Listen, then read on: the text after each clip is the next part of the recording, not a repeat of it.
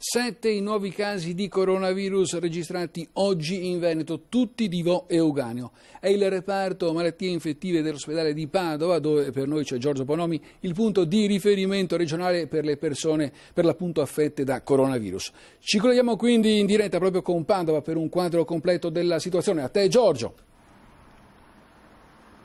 Buonasera dall'ospedale di Padova. Qui per tutta la giornata abbiamo assistito a un traffico continuo di ambulanze che portavano appunto casi sospetti da controllare all'interno del reparto di malattie infettive. Proprio per questo motivo, come abbiamo sentito anche nel servizio in apertura, sta arrivando personale anche dalle altre ULSS per dare manforte a un reparto che ovviamente in questo periodo si trova ad avere un grande afflusso. Ci sono state già reazioni da parte delle istituzioni che sono arrivate, ad esempio il presidente Zaia ha già indetto la chiusura degli atenei per la settimana prossima in accordo con i rettori. È arrivata anche il cordoglio della presidente del Senato Maria Elisabetta Alberti Casellati, che si è detta vicina alle famiglie delle vittime e anche dei casi appunto contagiati. Nel frattempo rimangono ricoverati in prognosi riservata proprio qui a Padova due 67enni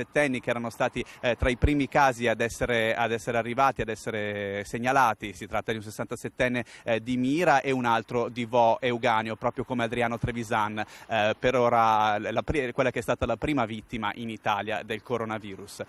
Tutto ruota intorno alla ricerca del cosiddetto paziente zero che ancora non si è trovato. Si cerca a Vo Euganeo, le ricerche vanno avanti. Ne abbiamo parlato nell'intervista con il virologo Giorgio Palù. Sentiamo che cosa ci ha detto.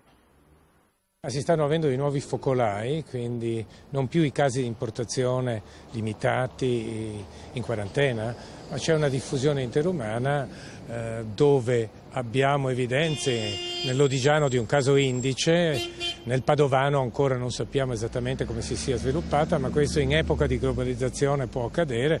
Le prossime ore, i prossimi giorni ci diranno quale sarà la portata di questo sviluppo epidemico. Alla popolazione cosa si può raccomandare? I dati reali ci dicono che ancora non è una pandemia, quindi esistono dei focolai, che è bene evitare il contatto con persone che provengono dai paesi dove c'è l'epidemia. Ricordo che non c'è solo la Cina, adesso ci sono dei focolai in Corea del Sud, anche in Iran, e l'Italia detiene il primato in Europa adesso dei casi incidenti, quindi attenzione a questi contatti, agli assembramenti, seguire le indicazioni delle autorità sanitarie, soprattutto della regione in questo caso, che sta adeguandosi.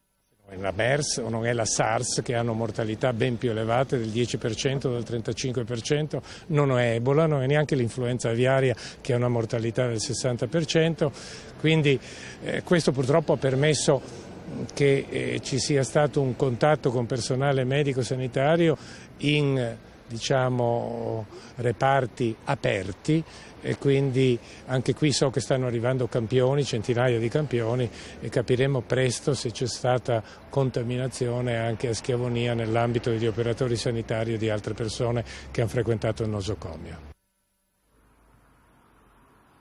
E quindi avete sentito le raccomandazioni per evitare il contagio. Per il momento dall'ospedale di Padova è tutto, restituisco la linea allo studio.